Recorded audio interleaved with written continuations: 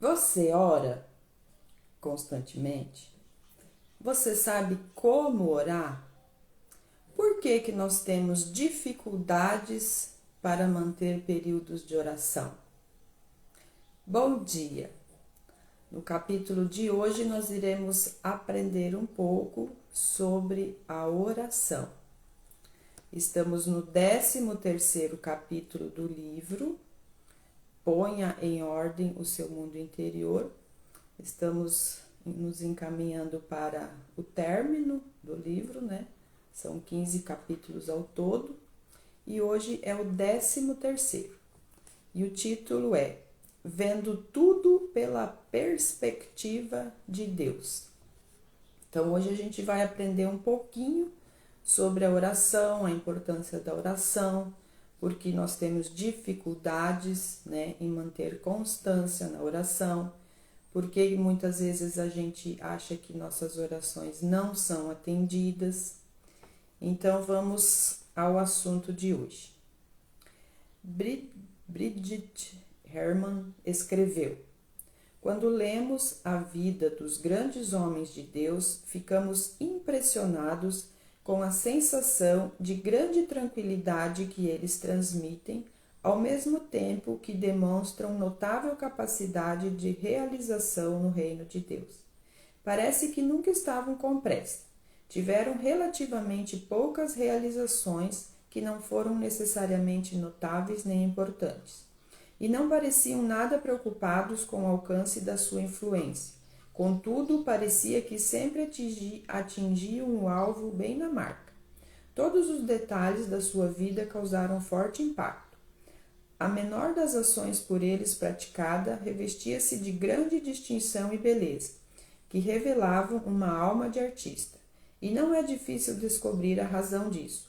O valor espiritual deles estava no fato de relacionarem todos os atos de suas vidas, até os menores, a Deus. Eles viviam em Deus. A motivação para todos os seus atos era sempre seu amor por Deus. Eram pessoas libertas da preocupação consigo mesmas, bem como de temores sobre as opiniões de outros.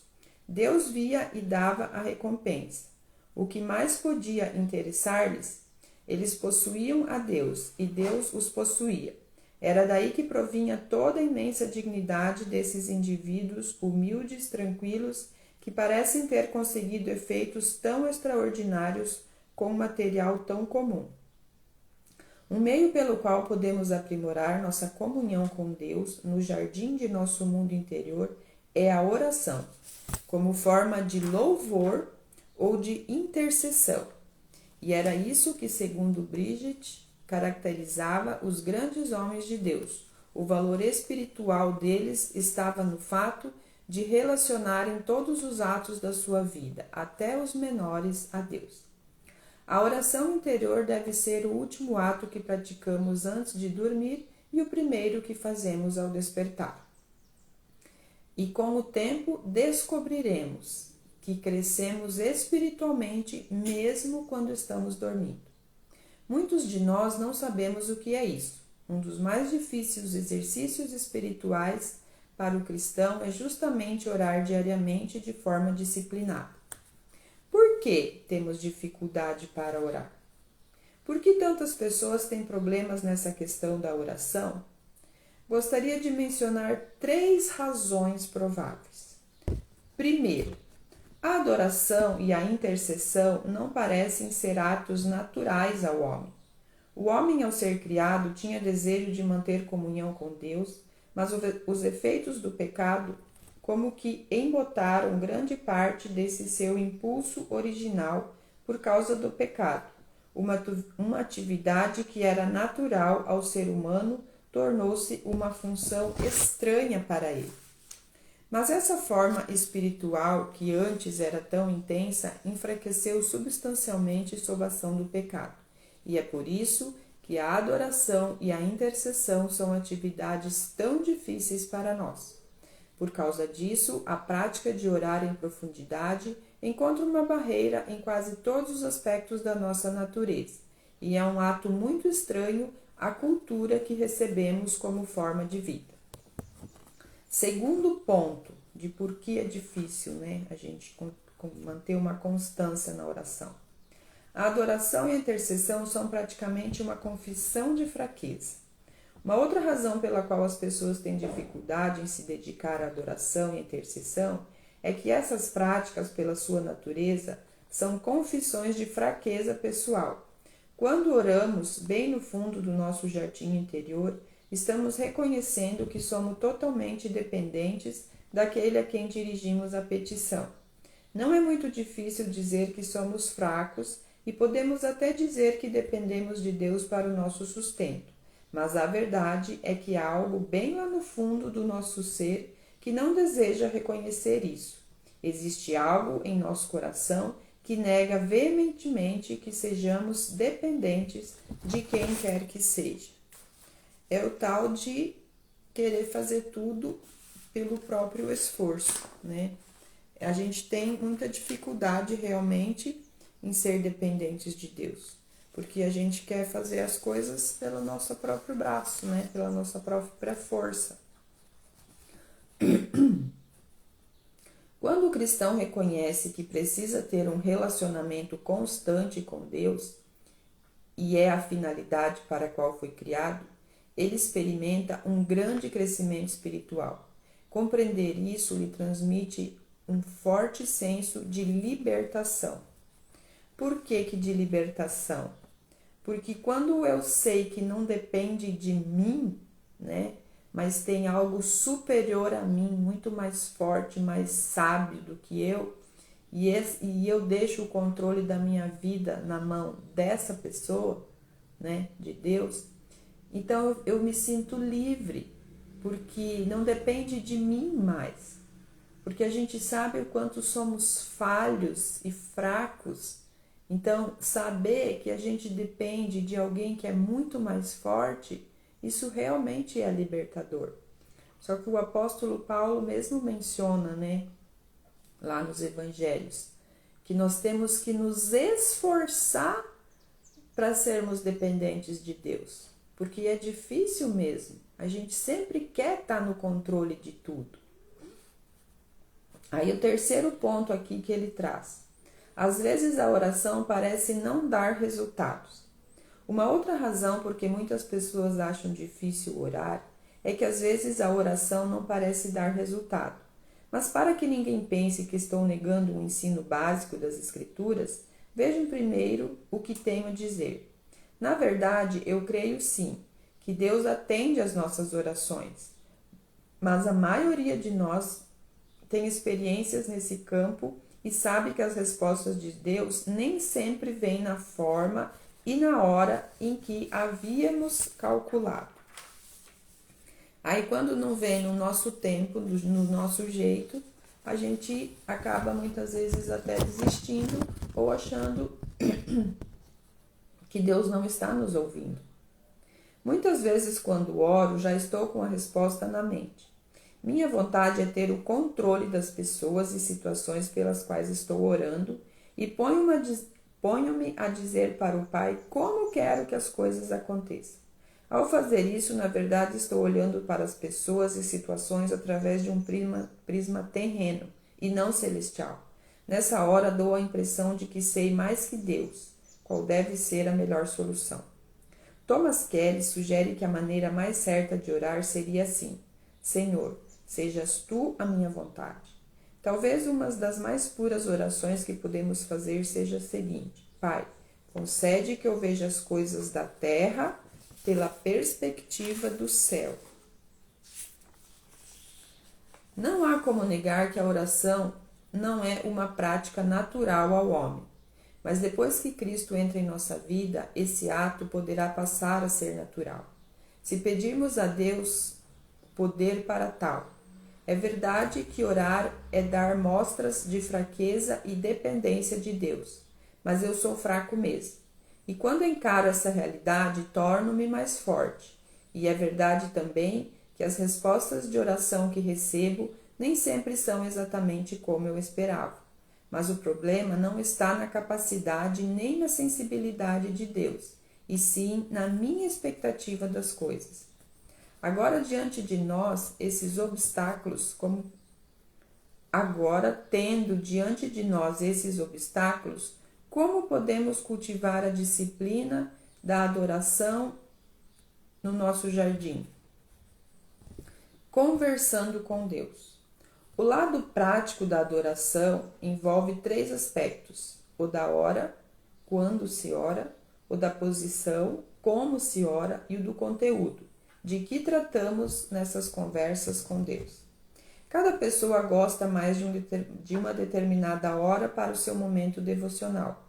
Eu prefiro pela manhã, mas tenho um amigo muito chegado que acha a noite é a melhor hora. Eu começo o dia em oração, ele o encerra. Nenhum de nós tem argumentos irrefutáveis em favor de sua posição. Acredito que é uma questão de ritmo pessoal. O profeta Daniel resolveu o problema orando pela manhã e à noite, e ainda orava ao meio-dia também. Quando inicio minha hora devocional, sinto que é praticamente impossível começar logo minha prática de adoração ou intercessão, assim que chego no meu local. Lembra-se daquele princípio a respeito do momento em que se está ofegante? É muito difícil, quando não impossível, orar quando nossa mente ainda está cheia de pensamentos alheios ao assunto, ou quando se saiu de uma conversa, ou quando se precisa tomar decisões. Para se orar bem, temos que reduzir a velocidade mental, colocando-a num ritmo mais lento e reflexivo. Para chegar a isso, geralmente começo lendo alguma coisa ou então fazendo anotações em meu diário. Com isso, minha mente se condiciona ao fato de querer me devotar ao meu exercício espiritual e tem menos probabilidade de resistir quando passo a oração. Essa é uma boa dica que ele dá, né? Antes de iniciar uma oração, fazer alguma leitura, fazer algumas anotações, para nossa mente ir acalmando e daí sim a gente conseguir entrar nesse estado, né, de maior isolamento, de silêncio mental, para conseguir então ter essa oração mais profunda mesmo, né? Existe uma postura certa para a oração? Talvez não, embora algumas pessoas queiram afirmar que sim. Nas culturas bíblicas, as pessoas, na maior parte das vezes, oravam de pé. Contudo, a palavra oração no Velho Testamento contém a ideia de prostrar-se, e algumas vezes pode significar deitar-se totalmente no chão. A. W. Tozer é um dos grandes homens de oração de nossos tempos. Contam seus amigos que ele tinha em seu gabinete um velho macacão, e quando ia orar, vestia aquele macacão e se deitava no assoalho.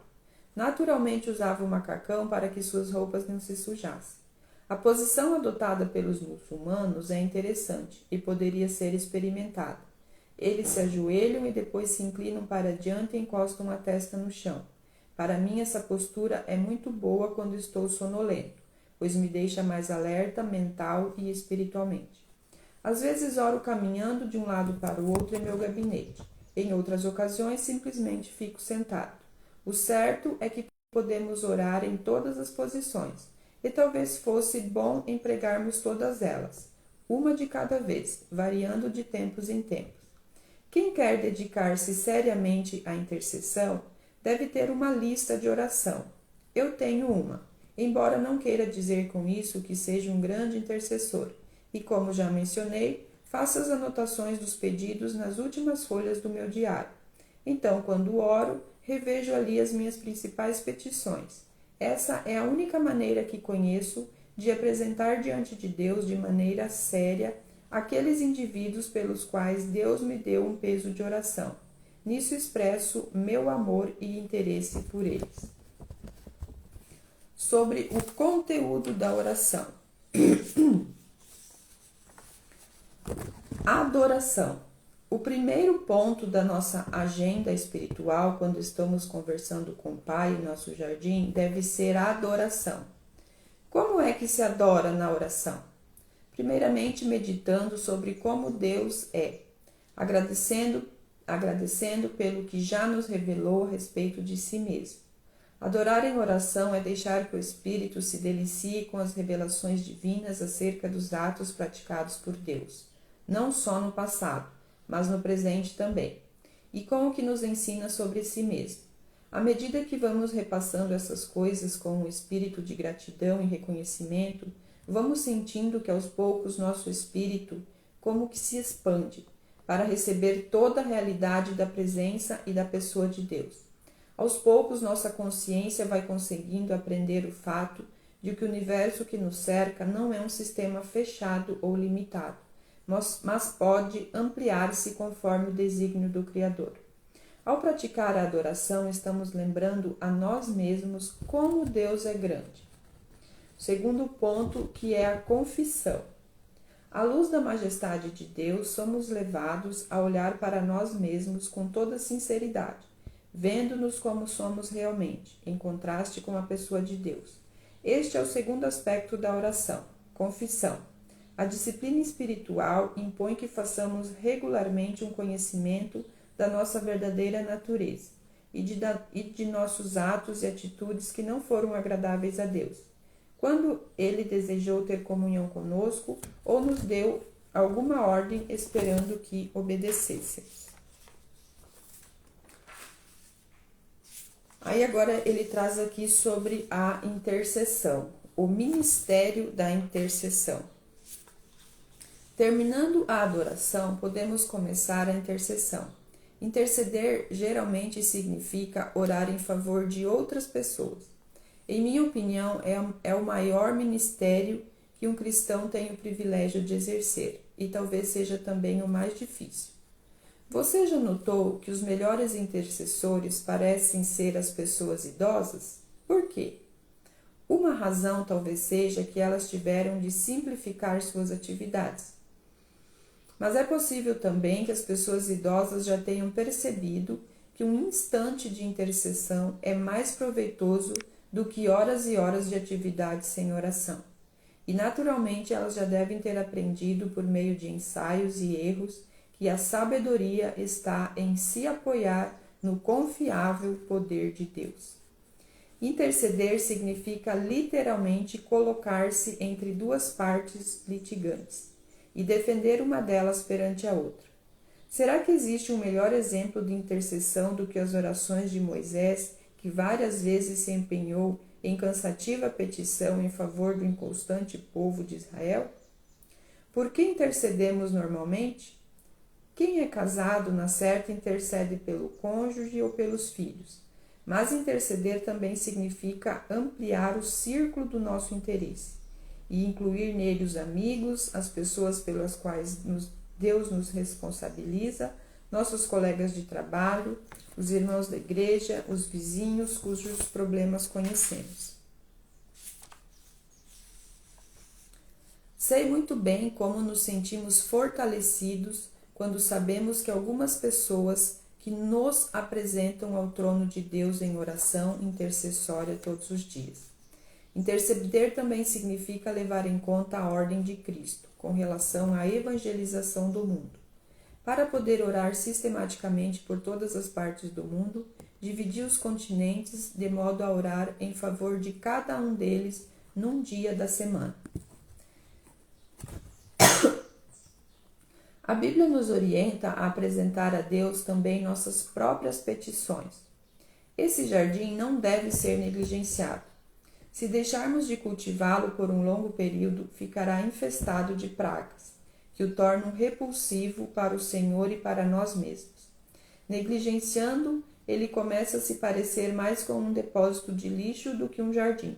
E quando isso acontece, somos obrigados a lançar mão de recursos externos para recebermos forças e orientação e continuarmos seguindo em frente. Por nossa vida interior em ordem é cultivar esse jardim. Com tal disciplina, obtemos um coração forte, do qual procede a energia que nos dá vida. E. Stanley Jones estava com 80 anos e tinha sofrido um derrame que o jogara na cama, paralisara sua mão e prejudicara sua fala. Mas ele indagou de si mesmo: será que posso superar essa crise? E a resposta foi certamente: os cordéis interiores são os mais fortes. Não preciso de muletas para sustentar minha fé. Ou seja, não precisamos estar bem, né? Para termos fé, para termos momentos de oração, de intercessão, de gratidão a Deus. Esse então foi o capítulo de hoje a respeito da oração. Oração por nós mesmos, oração pelos outros, oração de gratidão. Então, esse foi o 13º capítulo. Vou deixar aqui na descrição as questões, né? Porque a gente sempre, ao responder essas questões, a gente se aprofunda mais no conteúdo. E as questões é uma forma da gente se olhar, para ver como que nós estamos em relação a esse assunto. Deus abençoe seu dia, seu sábado. Tenha um excelente final de semana e até amanhã.